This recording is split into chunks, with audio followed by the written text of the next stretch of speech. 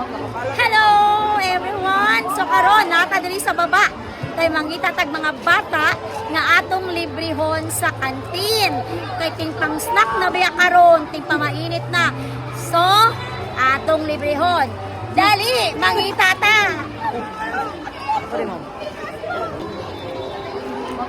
Hello everyone! So karon nata diri sa baba kay mangita tag mga bata nga atong librehon sa kantin. Kay ting pang snack na biya karon, ting pamainit na. So atong librehon. Dali, mangita ta. Okay, so karon kay uwian na. Then napamangyapon tay program karon no kay apil pa man karon sa adlaw sa School Intramurals 2026. So karon nata diri sa baba kay mangita tag pipila ka mga bata na willing sila muhatag og Bible verse. So okay, mangita ta. Go. Okay lang ga. So unsay grado nato? Grade 8. So imong pangalan? Gab.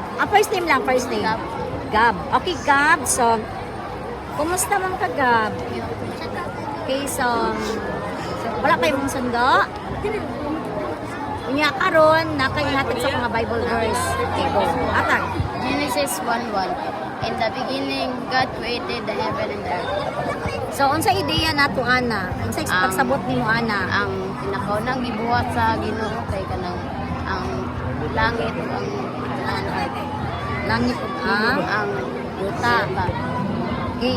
So nagatuo ba ka Ginoo? Nagasimba ba ka? Nagaampo ba ka bago matulog? Okay, very good. So karon, paabot na ka, mangita pa tagdugang para sabay mo mo ato tag kantin. Okay. Salamat. Okay, next. Walang pak.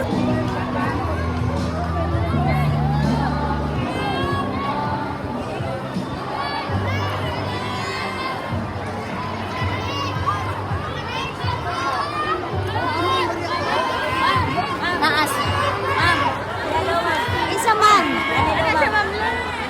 Nakay Bible verse? Okay, so. Dire. Okay, so. Nakay Bible verse. So, unsa man ang imong Bible verse ihatag nimo? Go. Doon. Para madungog. John 3:16. Pray, never give up. Okay, John 3:16. Pray, never give up. Okay, kanindot. So, nagaampo ba ka? Nagaampo ba ka sa Ginoo? Nagasalig ba ka sa Ginoo? Magkinaunsa. Kanunay ba ka nagasampit sa Lord? Ha? Kanunay? Panagsa lang. So, kanunay. Ayaw panagsa. Kanunay, ha? Okay, so, karon, buyog ta sa kantin. Snack ta. Okay, kantin. Bible pa. Okay, hello. Masa grade? Grade? Okay. Section? Okay, so willing mo muhatag og Bible verse. Kung kinsay makahatag sa inyong Bible verse, ato na sa kantin, snacks. Okay, dali ikaw ba? Bible verse. Okay, minaw lang tayo, minaw para madungog na to. Okay, so nakay Bible verse i-share. O, gamay lang explain. Okay. Buha ka na siya. Okay lang ga. Unsay first name? First name lang. Lancer po ba? Lancer grade? Grade 10, Bagras po ba? Wow, nanatay grade 10. Okay, so iluman nato para madungog nato siya. So, unsa nga Bible verse ang imong i-share ka? Isaiah chapter 60 verse 22. When the time is right, I the Lord will make it happen. Wow, nya unsa man ang idea nato Well, ma'am, explanation?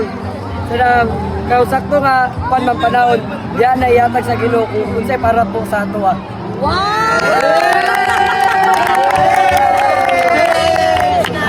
Dahil dyan, sabay ta sa kantin. Okay. Okay, so karon another bata na muhatag og Bible verse. Kunya kini siya, wala siya nag-uniform kay tungod na ano player ni siya na sila dula karon no. Nakaidula, nagdula na mo? Wala pa ko sa imong gidula. Okay, football player.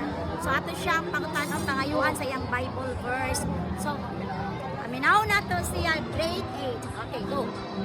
Philippians chapter 4 verse 6.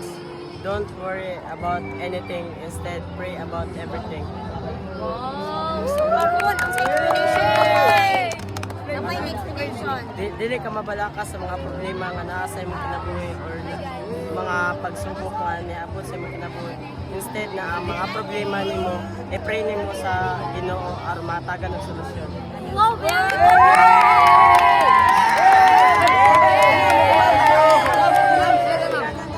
Okay, napa. So, ano din siya ang last pa?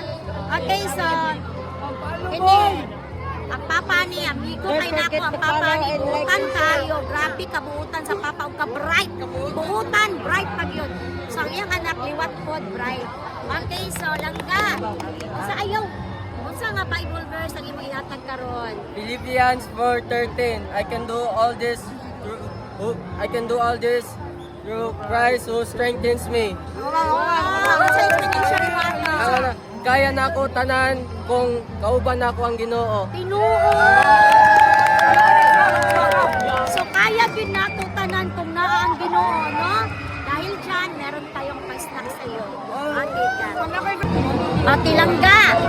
Player po ka? Yes. Unsa imong gapilan? Ball. Ha? Ball. Ah, football. Okay, so unsa nagdula na mo ka? Yes, kaya Mana? Grade? Grade 10. First name? Nicolene. Okay, Nicolene. Dapat ay Bible verse niya. Yes. Okay, I have go. a Bible verse. Okay.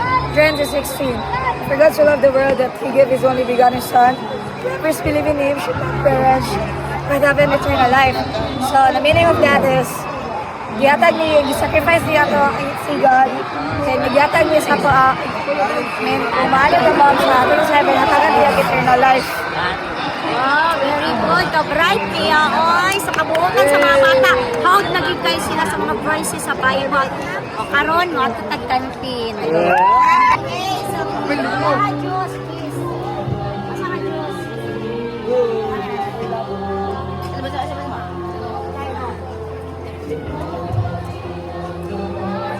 May Bible verse, ang Bible verse, Sis mo, ma'am.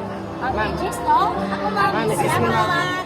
Nagpakita duha. Ako na murag magdula na yata. Wala, kung sa mga pag-inom nila Diyos. Ay na naman. Ayaw, sige na. Dali, dali. Asa pa? Ako, ma'am, ako, ma'am. Asa ba to? Ma'am, ikaw, sa'yo, ma'am. Quick, kaya. Okay, ma'am. Okay. Ala, go.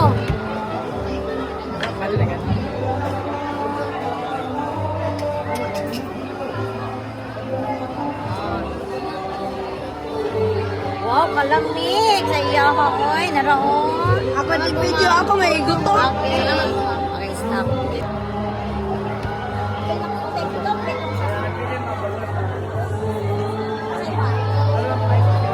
Ah, sige.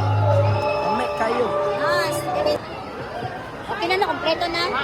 Hi, ma'am. Hello. Salamat. Kompleto na, dili na sa likod. The good words with a happy heart and a happy life.